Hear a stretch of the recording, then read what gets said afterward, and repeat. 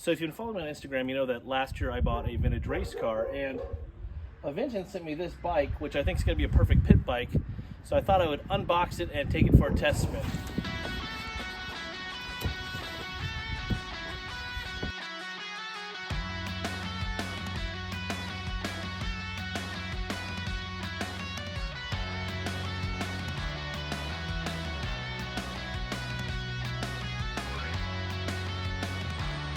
So once you get everything out of the giant box, this is pretty much what you're left with.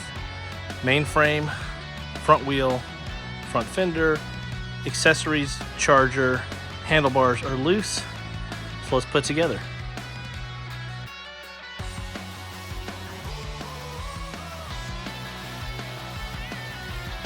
It even comes with this handy pocket tool. It pretty much has everything you need to put together, which is great. So let's start putting it together.